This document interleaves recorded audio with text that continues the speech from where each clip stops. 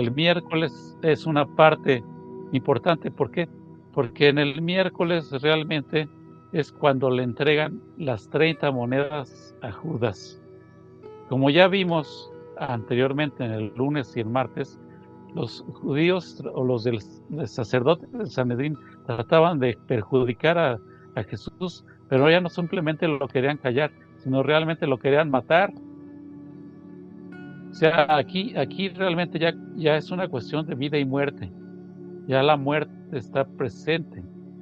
Y aquí es muy importante que sepamos cómo Jesús ya tenía conciencia de que Él iba a ser crucificado, de que Él iba a ser muerto en la Semana Santa. Él ya sabía todo lo que implicaba todo eso. Entonces, este miércoles, que Judas llega al Sanedrín y entrega a Jesús. Y aquí es una parte muy fundamental y muy contradictoria y muy, puede decir, hasta se ha producido hasta como controversia, ¿no? Controversia con realmente el papel de Judas en la pasión de Cristo, en la Semana Santa. Judas, si nosotros vemos realmente y tratamos de comprender a Judas o de saber de Judas, debemos de saber que Judas era uno de los apóstoles, o no el apóstol más estimado, o no querido, sino Jesús tenía la confianza plena en Judas. O sea, Judas era su apóstol en que más confiaba Jesús, el que más debatía con él, en el que más le enseñaba, en el que más todo le inculcaba.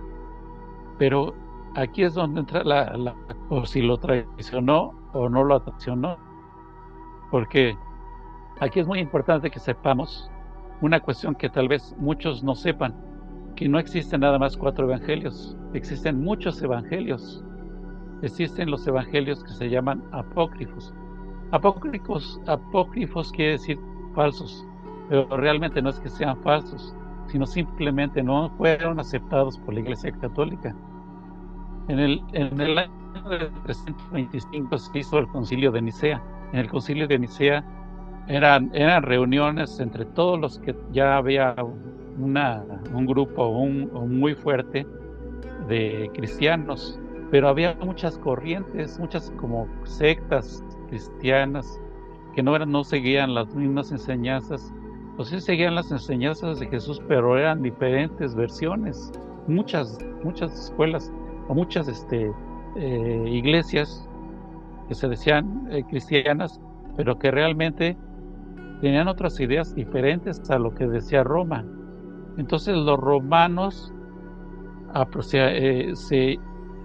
se apropiaron, ¿no? Bueno, no sé, tomaron la religión y la dieron como cierta, la religión, y es cuando nace el catolicismo, porque el catolicismo es lo que es la Iglesia romana, no es el cristianismo es creer en Cristo, pero el catolicismo es lo que implantó o lo que dio la Iglesia romana.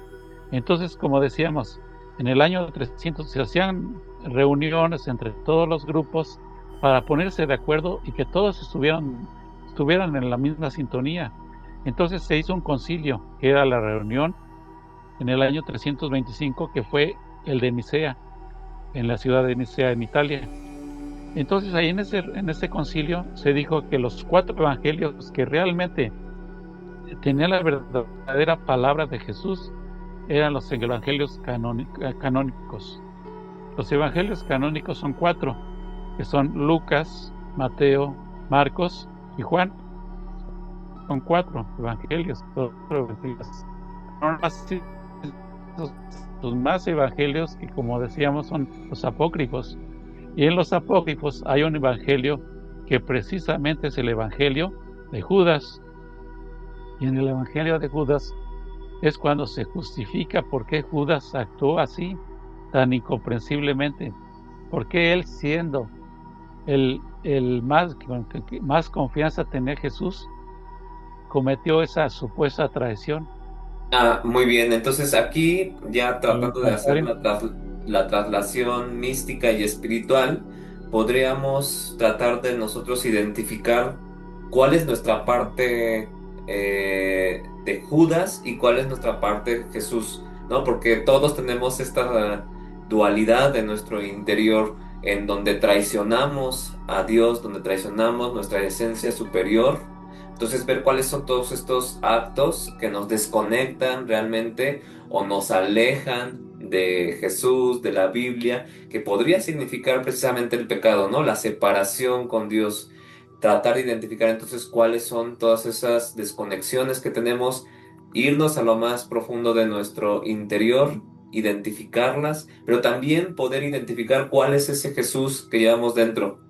Y podríamos entonces dividirlo en el sentido de teórico, pero no desde el punto de vista espiritual, porque sabemos que la división es todo lo contrario de Dios. Poder unificar esa esencia crística con esa esencia de Judas, en donde uno es la sombra, otro es la luz, y que muchos han hablado de este aspecto dual que tenemos todos nosotros, del ego, de la parte inferior de nuestra conciencia, una conciencia superior, y cómo podemos entonces elevar esta conciencia inferior para hacer la conexión con Dios. Es esta conciencia de Judas, unirla a una esencia más superior o tratar de desvanecer el ego, desvanecer lo material, porque precisamente las monedas representan el ámbito material, tratarnos de desprendernos, de renunciar a esta parte material carnal para unirnos a una conciencia superior.